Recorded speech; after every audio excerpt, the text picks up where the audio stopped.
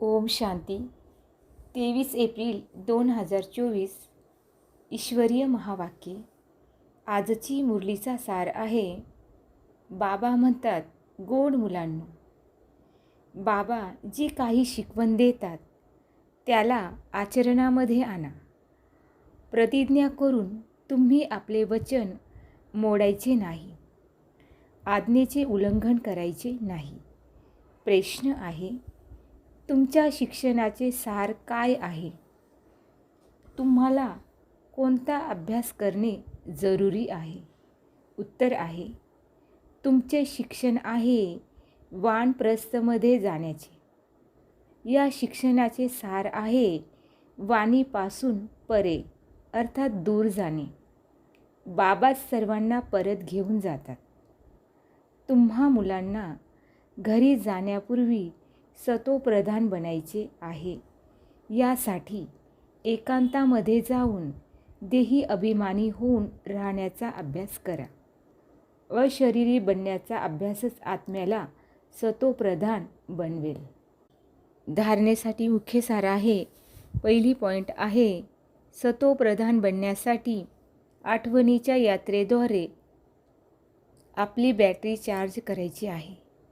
अभूल अर्थात निर्दोष बनायचे आहे. आपले रजिस्टर चांगले ठेवायचे आहे. कोणतीही चूक करायची नाही. दुसरी पॉईंट आहे, कोणतेही बेकायदेशीर कर्म करायचे नाही. मायेच्या तुफानाची पर्वा न करता कर्मेंद्रियजित बनायचे आहे. लिव्हर घड्याळाप्रमाणे ॲक्युरेट पुरुषार्थ करायचा आहे. आजचे वरदान आहे, सेवेद्वारे खुशी, शक्ती आणि सर्वांचे आशीर्वाद प्राप्त करणारी पुण्य आत्मा भव. स्पष्टीकरण आहे, सेवेचे प्रत्यक्ष फळ खुशी आणि शक्ती मिळते. सेवा करत आत्म्यांना बाबांच्या वारशाचे अधिकारी बनविणे हे पुण्याचे काम आहे. जो पुण्य करतो त्याला जरूर आशीर्वाद मिळतात.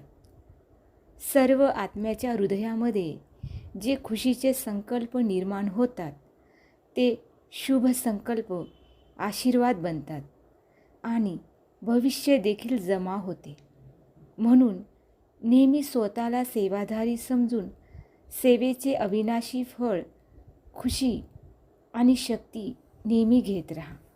स्लोगन आहे, मनसा आणि वाचेच्या शक्तीद्वारे विघ्नाचा पडदा दूर कराल तर आतमध्ये कल्याणाचे दृश्य दिसेल.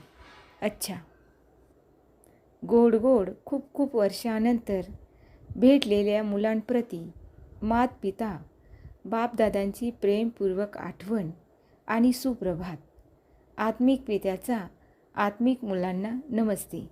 अम्मा आत्मिक मुलांचाही आत्मिक पित्याला नमस्ते. ओम शांती.